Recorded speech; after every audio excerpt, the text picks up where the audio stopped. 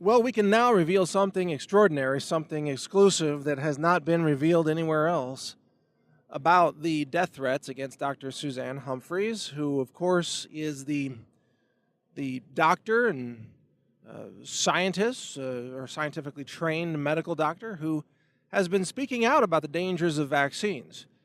Now, what's new, what you haven't heard before, was just revealed in a live interview. She joined me in studio for an interview on my show, Counterthink, which is filmed at the InfoWars studios, and it's part of the InfoWars content network.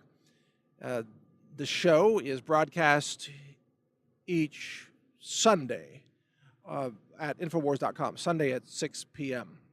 Now, Dr. Humphries revealed something astonishing, and this was contained in the episode that just aired on June 3rd. She revealed that the FBI tried to blame her for her own death threats, and the Austin police appear to have been also working in perhaps collusion with the FBI to lie to Dr. Humphries about how case numbers work in order to try to blame her and perhaps indict her for the death threats that were leveled against her. Now, just to back up here, there were serious death threats leveled against Dr. Humphries in January of this year. And we covered that story at NaturalNews.com. And these were very graphic, vile death threats, by the way. And they described how this person wanted to shoot her in the chest and see her bleeding out on the ground. And they sent her a photo of, it was a photo of her photo with her eyes gouged out and semen sprayed across the photo. I mean, you talk about sickening stuff. This is obviously a very mentally deranged individual who did this stuff. And I haven't even gone to all the other details. You know, they threatened to carry out a mass shooting and worse. And she went to the police and the FBI with this. She filed the report with the FBI. So the FBI decided that they wanted to take an interest in this case, and they sent a couple of agents to interview Dr. Humphries, which very quickly turned into almost what she described as an interrogation, like they were trying to interrogate her. And this all surrounded a third letter that was sent to her. This is all revealed on the Counterthink show, by the way. You see, the first two letters were threat letters, but the third letter, which had not been revealed before, was an apology letter. And the letter claimed that the person who had been issuing all these threats was themselves autistic. And it was a guy who claimed that he had been abused as a child and he wanted her to back off and, stand down on all this. And then he faxed a copy of this letter using an anonymous fax service to the Austin PD. And at the top of the letter, he included a reference to the case number of this case with the Austin PD. Now, this case number is critical to understand because we're all told by the FBI and the Austin police that this case number is super, super secret and that nobody can get this case number. That the only person who knows the case number would be Suzanne Humphries and, of course, the police and the FBI, but no member of the public would ever have access to this case number. That's what we're told. And thus, when this fax showed up at the Austin Police Department, and it claimed, it said, it was an apology letter, and said, we're going to back down, we're sorry, or he's sorry, whoever he is, and he had the case numbers at the top of that fax, then the Austin PD and the FBI immediately began to point their fingers at the victim, Dr. Suzanne Humphries. And they began to think that she had done this to herself, or at least they wanted her to believe that, because they told her that nobody can get these case numbers. So Dr. Humphries relayed this information to me. And me being an investigative journalist, I said, well, let's find out if we can get the case numbers as journalists. So I assigned one of my journalists who writes for Science.news to contact the Austin PD from Science.news and say, hey, we're covering this case of Dr. Suzanne Humphries, who's been death threatened, and we'd like to know the case number. And within a couple of days, we receive an email back from the Austin PD with the name of the sergeant and the badge number of the sergeant and the IP address in the headers and everything that says, okay, here you go, here's the case number. They gave us the case number. Even though the Austin PD and the FBI were saying that this could never happen. There's no way you could get the case number. Turns out you can get the case number just by asking for it. Yeah, so much for their theories, huh? All you got to do is ask for it. All you got to do, apparently, is say you're a journalist, which we are. We weren't lying. We really are investigating this story. And they gave us the case number immediately. No questions asked. So apparently, this whole thing about, you can't get, nobody can get case numbers, and the apology letter containing the case numbers supposedly shows that Suzanne Humphries was doing this to herself. That's all BS. The FBI is busted. The Austin PD is busted. We busted them using just simple journalism. Sent them an email, requested a case number, they gave us the case number. So their little conspiracy theory is blown. And now, as you'll hear if you listen to this interview, by the way, which you got to hear because it's really compelling. It's eye-opening at many, many levels. You'll learn that Dr. Humphries was astonished that she had gone to the FBI and the police for help, and they had done this to her. And they weren't looking for the actual perpetrators of this death threat. They weren't looking for the crime. And that teaches us something about the way law enforcement works today. And there's nothing against individual cops or even individual FBI agents who are trying to do their job. I've always been a supporter of law enforcement. I was a supporter of the FBI until recently when this whole James Comey crap came out, and he's just discredited the entire organization. You can't trust the FBI anymore. And Robert Mueller too. I mean, what a traitor. That guy covered up for Hillary Clinton and Uranium One, and he used to run the FBI too. You talk about a couple of treasonous traitors. Jeez. But I'm not anti, cop or anti-law enforcement by any means. In fact, I've done a tremendous amount of volunteer work, and I was on the board of directors of a nonprofit for police officers. I've raised money, I've donated money, I've done lots of things for police officers over the years. And I support local police, by the way.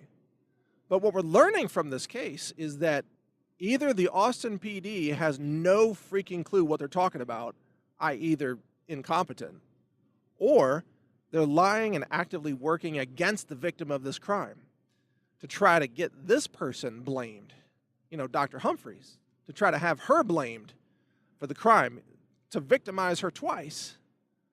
Not only is she victimized once by being death threatened, and then she's victimized again by being perhaps prosecuted by the Austin Police Department.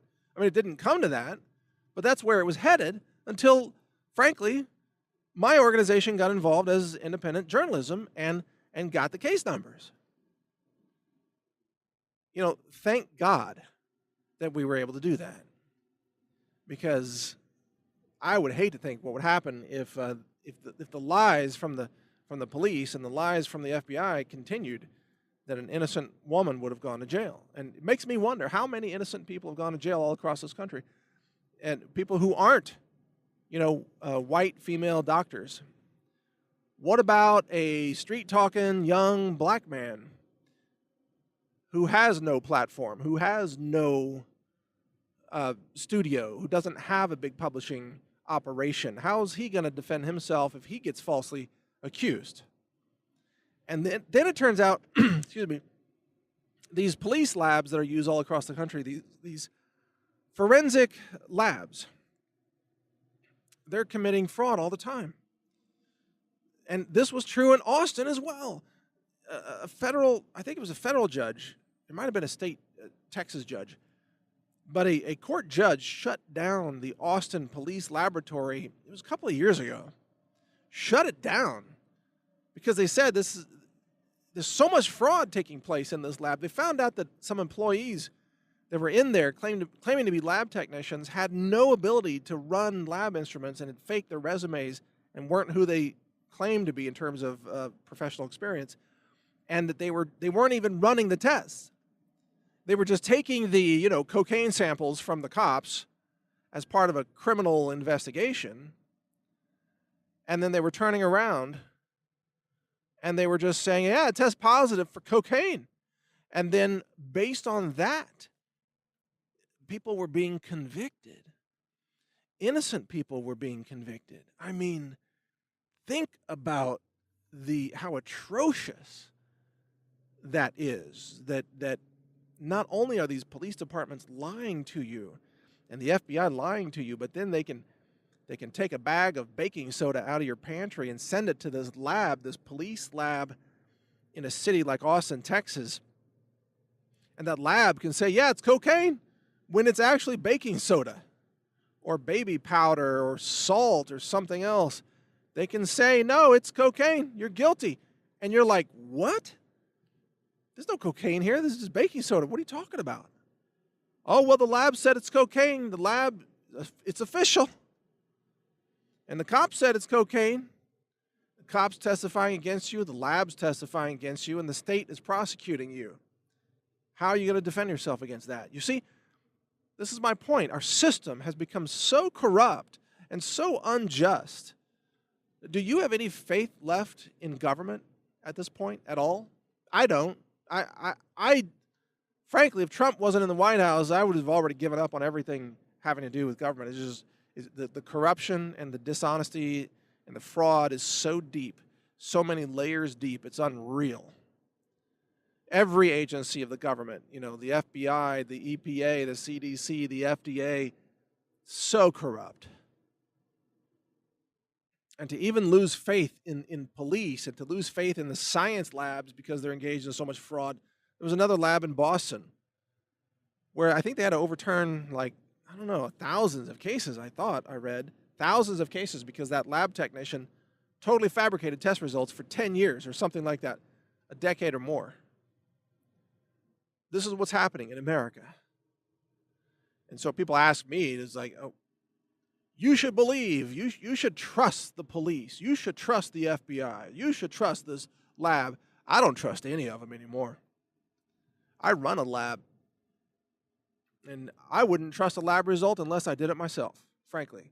Or one of my trained technicians that I oversee did it. If it doesn't come out of my lab, I don't really trust it anymore. Because I've seen too many examples of all this fraud and collusion and junk science. And I've seen so many examples now of law enforcement conspiring against innocent people like they were trying to do to Dr. Suzanne Humphries. And, if we hadn't worked to try to get those case numbers, who knows where that case could have gone. They could have arrested her. And they could have used that letter as evidence to arrest her, to say, oh, you're the only one who had these case numbers, so you must be the death threat person, which means you filed a false report with the FBI, which means you lied to the government. Oh, that's a felony. They sent, what's her name, that homemaker, to jail for lying to the government, right? Martha Stewart, that's her name. How did they indict General Michael Flynn? Lying to the government. If you make a false report to the FBI, that's lying to the government. You can go to jail. So they could have entrapped her in that just by saying, oh, you must have sent this because nobody else has the case numbers. Even though, as I have proven, it turns out you can just email the Austin police and just get the case number. Now, I don't think anybody's going to cover this in the national media, by the way, the legacy fake news media, because they don't want to expose all this. But if they do want to cover it, I've got all the proof. I've got the name and the badge number of the sergeant inside the Austin PD who gave us the case number. And it matched the case number that we were given. Well, it matched the case number. See, Suzanne Humphries didn't give us the case number. We acquired it from the Austin PD, and then I sent that to Suzanne Humphries to say, is this the correct case number? And she said, yes, I confirmed that's the correct case number. So we didn't even know the case number in advance. That's what's even more compelling about all this. There's no way I could have known the case number unless the Austin PD gave it to me, which they did. And they can't cover it up because we have the proof. So just think about all this. Think about the levels of the lies that you're being told by the police or the FBI or the vaccine industry or the CDC. Just think about how any person who tries to blow the whistle is targeted and victimized and sometimes prosecuted or blamed. And think about what Trump is going through, because what I just described with Dr. Humphries, that's nothing compared to what Donald Trump goes through every day. The entire deep state trying to destroy him, destroy his reputation, destroy his presidency, destroy his life and his family and his businesses every day. So thank God that we have someone named Donald Trump who's willing to fight against the deep state and fight for this country, because any lesser person would have already rolled over and given in, surrendered. Excuse me. But Donald Trump didn't give in. He didn't surrender. He's in the fight. And I have an inkling, I have a small little portion of a picture of what he's up against, and it is horrific. It is a monster. And yet he's going to battle with that monster every day. And he's, in many ways, winning. So be thankful that we have someone like Trump helping to defend this country. You can read more at Trump.news about Donald Trump, or you can read more from my website, NaturalNews.com. My name is Mike Adams, of course, the Health Ranger. Let me give you a couple other things. Check out the Counterthink shows at counterthink.com. And then I'm also launching my new Real Video website, real.video, which is the alternative to YouTube. And it's launching this July 4th. And it is a free speech platform for people who are being censored by YouTube. So check it out, sign up, request a content channel, help defend free speech, help exercise free speech, and let the truth be told about the FBI, about vaccines, about natural medicine, about everything. Corruption, the deep state, you name it. Let the truth be told at real.video. Thank you for listening. Thank you for your support. Take care. Learn more at healthrangerreport.com.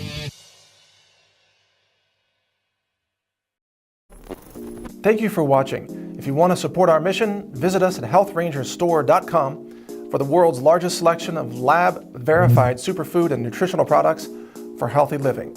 It's at healthrangerstore.com.